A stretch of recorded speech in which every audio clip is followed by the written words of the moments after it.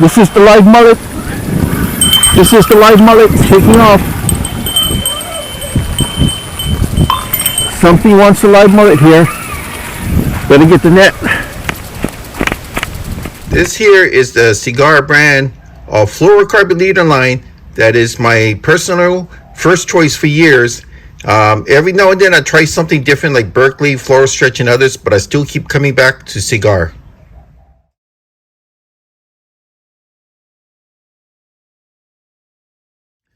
Aloha YouTubers, Scuba Chris here. For years I've been using the Seaguar brand. I've tried quite a few brands over the years in Berkeley, and Fluoro Stretch, and a few others, and they're okay, but I keep swinging back to Seaguar, especially after I worked the Izua Brothers show in Honolulu, Hawaii for quite a few years.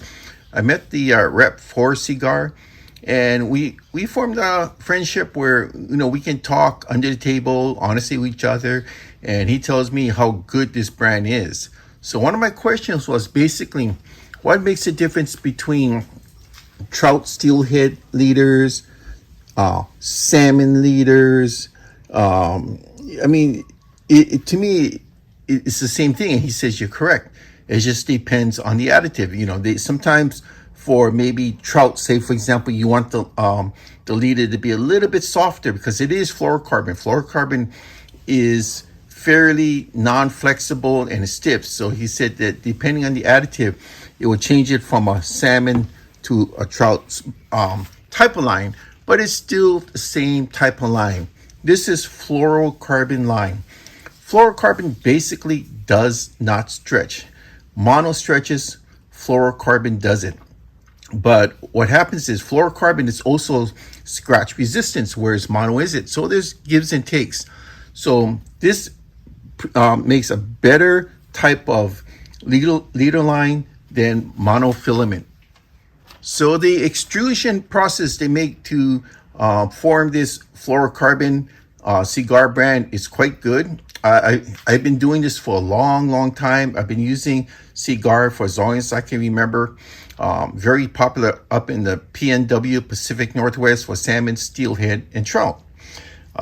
So basically put, if I can afford it, I'll use fluorocarbon line if I can afford it, because it's very sensitive. But here in Hawaii, because prices are a little bit more expensive when shipping, I tend to go with the monofilament line.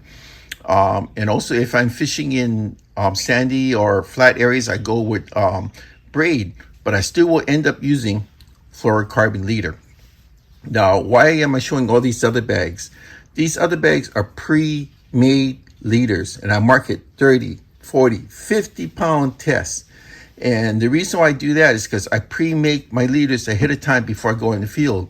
So when I take my leaders out, I look at the leaders and I can tell what these leaders do. Like this one here, I took this one out because this is special. This is what I use in high current areas. So the little lead I put onto this keeps it down. I use the bead as a buffer. And I use a surgeon's loop knot in the end. So that will go through the swivel. I have right here bait thread. So I'll use the bait thread to loop my baits over the hooks. I generally will use busthead hooks. I recently began using the O'Shaughnessy ring hooks. I like that, but normally it's the ring live bait hooks that I'll use, or the non-ring. And when I do float rigs, I'll use my cork floats here with the stoppers in it, so I can vary the amount of line I put out. As you can see, everything's all nicely packaged, all ready to go. I don't believe in doing things on the spot. I will get my line out in the water as fast as I can. I got the time at home. I will make the use of that time. So, everybody has their favorite. I mean, my recent favorite has been Fluoro Stretch.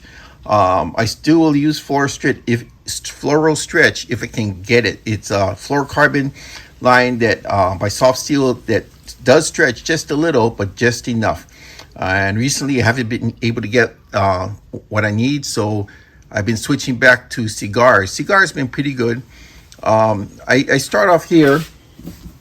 The lowest I went down to before was like 5 or 6 pounds, and that was to go with 4 pound mono as the main line, and I ran out of that because I used that the most. So I still have my 8 pound here. So basically that's for pan fish. You know what you call smaller fish that you would either use for bait or pan sized fish for frying. Next size up would be 10, 12, and 15. 15 is the most common one I would use. And generally, if I use 10 pound, I go 8 pound main. If I go 12 pound leader, I use 10 pound main. If I go 15, I go 10 or 12 pound main. Now now we get into beefier stages. 20 pound here, that's the breaking strength, but I tell you something, there's a big difference between 15 and 20. So the 20 is the start of the getting to the heavier. 30 is like, wow, 30 is good. Like you see on my bonefish rigs, I got it marked here, 30 pound test, 40 pound test. So I will go with that. So if I'm in reefy areas, I go with the 40 because I just got to be more structured for the line you're up against. Up on the flats, I'll tend to go with the 30. Now, the 50 pound here, believe it or not, if you look in my videos, I have one where I used a live mullet on a 50 and I hooked into a large GT, really large GT. I fought that for over 40 minutes. That was on the 50. So I have a lot of faith in the 50. This here is a 50. And that one that I hooked up with that 50 there, I used live mullet for bait. So in summation, this is basically what I do. I do everything ahead of time, as everybody know. Everything here is pre-rigged. I keep this at home, these lines at home, because I don't need to take it with me. Everything's already bagged up and ready to go out. I just want to show you, like this here with the bait thread. That's how I attach my baits to the hook. Got my choice of hooks, my floats, choice of my current leader line that I'm using now. This was a demonstration of what my rigs look like. That there is how I storage and package everything with me. I like to go 50 and no more than 50. When I go more than 50, there's a big jump. I'll start at about 90 to 100, and that's with mono, because I'm going for GTs, long shoreline night. And generally, I'll go all the way up, start about 180, 200, and up from there, because GTs are a different animal.